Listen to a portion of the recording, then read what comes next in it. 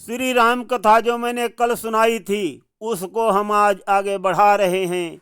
वानर सेना ने समुद्र पर सेतु का निर्माण कर लिया है और भगवान प्रभु श्री राम जी ने सबको बहुत बड़ाई दी है और बहुत धन्यवाद किया है। 5 दिनों के अंदर ही पुल तैयार हो गया है समुद्र पर। भगवान प्रभु श्री राम कह रहे हैं कि भोलेनाथ जी का पूजन और उनको मनाना बहुत आवश्यक है। बिना भगवान भोलेनाथ की कृपा से लंका पर विजय नहीं पाई जा सकती है। अब ध्यान से सुनिए आज की कथा। समुद्र पर सेतु बंधने के बाद भगवान शंकर की स्थापना की गई और उस स्थल का नाम रामेश्वरम रखा गया। भगवान प्रभु श्री राम ने विधिवत भोलेनाथ जी की पूजा आराधना की और लंका पर विजय प्राप्त करने के लिए भगवान भोलेनाथ जी से आशीर्वाद मांगा। भगवान भोलेनाथ जी बहुत खुश हुए और अपना आशीर्वाद दिया कि जाओ लंका पर तुम्हारी विजय होगी। श्री रामेश्वरम बहुत पूर्ण तीर्थ स्थल के नाम से विख्यात और प्रसिद्ध है। लाखों श्रद्धालु प्रतिदिन आज भी दर्शन करने आते हैं और मन वांछित फल प्राप्त करते रहते हैं। और श्री रामेश्वरम की बहुत महिमा है, बहुत महिमा है। कथा में आगे बढ़ने से पहले साथियों, हम आपको यहाँ पर एक बहुत खास बात समझाते हैं, बहुत ही खास बात। वो खास बात क्या है वो भी सुन लीजिए। जो समुद्र ने भगवान प्रभु श्री राम से कहा था और क्यों कहा था कि हमारी बहुत छुपी हुई भावना है कि आपकी लंका पर विजय हो। वो इसलिए कहा था, समुद्र भी असुरों से डरता था, बहुत डरता था रावण से। समुद्र भी डर के कारण ही समुद्र ने कहा था कि मेरी इच्छा और भावना यही है कि प्रभु लंका पर आपकी विजय हो और खलों का नाश हो। इसलिए साथियों, यहाँ पर यह बात सिद्ध हो जाती है कि जो दुर्जन और अत्याचारी और अपराधी होते हैं उनसे लोग सामने ही केवल डरते हैं, केवल उनके सामने डरते हैं और मुंह देखी कहते हैं। पीठ पीछे उनको कोई नहीं डरता, उनका कोई भी सच्चा साथी नहीं है, कोई साथी नहीं है। पीछे से उनको सब यही चाहते हैं कि इसका विनाश हो जाए और हमें इससे छुटकारा मिल जाए। और हाँ, यहाँ पर हम ये भी बता रहे हैं, सज्जन और शरीफों को सामने भला बुरा कोई भी कुछ भी कह दे, किंतु पीठ पीछे सभी बड़ाई के ही पात्र होते हैं। हर आदमी पीठ पीछे उनको अच्छा ही कहता है और उनके सब सच्चे साथी भी होते हैं, क्योंकि लोग उन पर विश्वास करते हैं कि वो आदमी अच्छा है, गलत काम नहीं करेगा, तो विश्वास के पात्र बन जाते हैं इस प्रकार से। और दुर्जन, अत्याचारी और अपराधी जो हैं कभी भी किसी के विश्वास पात्र नहीं बन पाते। भगवान भोलेनाथ की पूजा और अर्चना करने के बाद भगवान प्रभु श्री राम की सेना, महाराज सुग्रीव की सेना हर हर महादेव करते हुए समुद्र पर नवनिर्माणित पुल से लंका की ओर प्रस्थान करती है और सब समुद्र पार कर लेते हैं। जब समुद्र के पार उतर आते हैं, लंका की सीमा में पहुंचकर अपने डेरा डाल देती है और भगवान प्रभु श्री राम जी का दरबार भी वहीं लगता है। युद्ध पर मंथन चल रहा है, विचार विमर्श हो रहा है, हर कोई अपने अपने विचार व्यक्त कर रहा है। पार पहुँच कर सिंधु के लगा राम दरबार, सचिव गणों से युद्ध पर करने लगे विचार। विचार हो रहा है युद्ध पर। वहां पहुंचकर सैन्य ने डेरा दिया लगाए, मंत्री गण के साथ में करने लगे उपाय।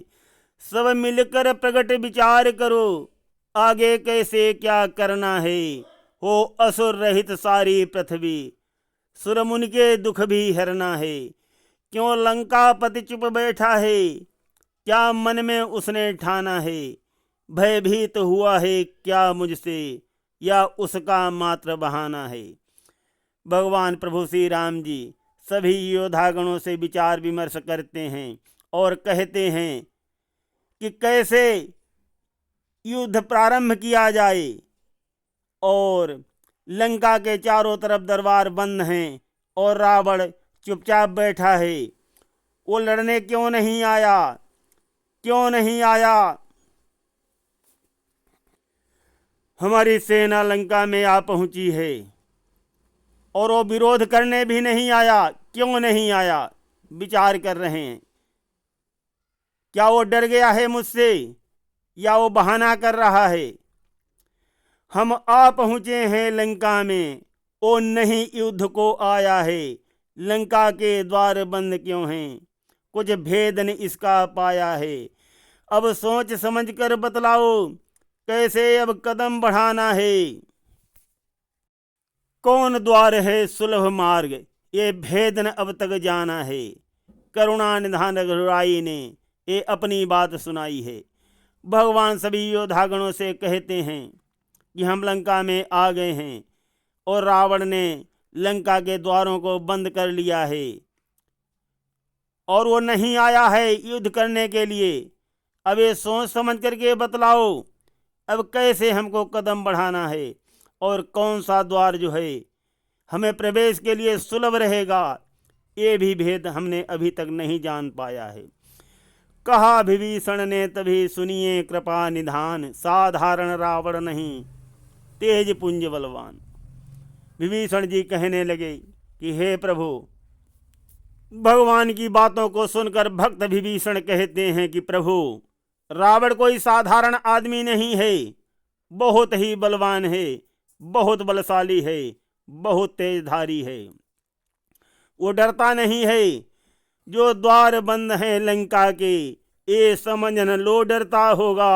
अपने सचिवों के साथ बैठ वो भी विचार करता होगा। विभीषण जी श्री राम जी को समझा रहे हैं, कहते हैं कि प्रभु को थोड़ा सा इंतजार करिए, यही वीर की नीति भी कहलाती है। और शत्रुदल की थाह जानने के लिए कुछ मोहलत भी दी जाती है। ये सुन करके हनुमान जी बोल उठे कि ये मोहलत मुझे बहुत खटकती है, बहुत खटकती है मुझे रावण को मोहलत देना। माता सीता को पल पल वहां बरसों की भांत गुजर रहा है।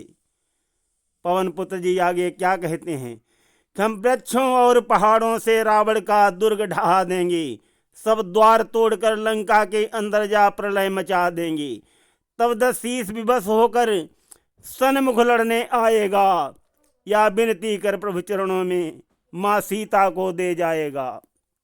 हनुमान जी कहते हैं पवन पुत्र कि हम सारे द्वार एक ही साथ तोड़ देंगे वृक्षों और पहाड़ों से। सीता माता को पल पल वहां बरसों की भांति गुजर रहा है और अब मोहलत देना मुझे स्वीकार नहीं है। हनुमान की बात सुन बोल उठे कपिनाथ, जय पाने को उचित है तात तुम्हारी बात।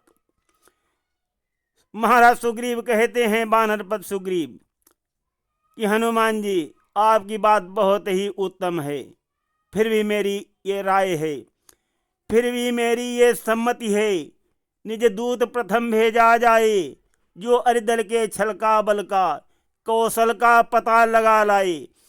संभव है सत्य सुलह करके, तब तो विचार यह सुंदर है, इस खून खराबा से पहले समझाना उसको बेहतर है। वानरपति सुग्रीव पवन पुत्र जी को समझा रहे हैं कि हमारी राय में तो यही आता है कि पहले लंका में दूत भेजा जाए। हो सकता है रावण डर की वजह से सुलह कर ले, और बहुत ज़्यादा खून खराबा से अच्छा है पहले समझाना ही उसको बेहतर रहेगा। और आपकी बात तो पवन पुत्र जी बहुत ही अच्छी थी, जो आपने कहा था कि रावण पर हमला करके सारे द्वार एक साथ तोड़ दो। बहुत उत्तम बात आपने कही थी, किंतु हमारी राय ऐसी है। और बाद में वानरपत सुग्रीव हनुमान जी को बड़ाई देते हुए कहते हैं, तुम बुद्धिमान हो पवन तने, कहते हो बात ठिकाने की, फिर एक बार पुण्य तुम्हें वहां तकलीफ उठाओ जाने की, कि तुम ही एक बार फिर चले जाओ एक बार लंका में और समझा दो रावण को। बहुत बुद्धिमान हो आप, बहुत खून खराबा न हो। वो समझ जाएगा आपने लंका जब से दहन किया है तब से ही रावण भयभीत था, और अब हम लोगों ने समुद्र ही पार कर लिया है तो रावण और भी भयभीत हो गया है।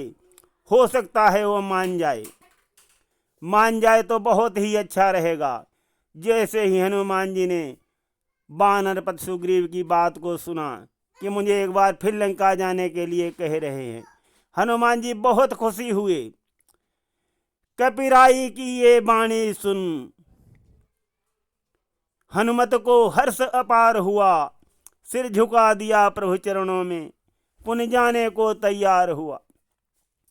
हनुमान जी तो तैयार ही बैठे थे और वानरपत सुग्रीव की बात को सुनते ही भगवान प्रभु श्री राम के चरणों में सिर झुकाया और कहा, जा रहा हूं प्रभु इसको एक बार फिर से समझाने के लिए।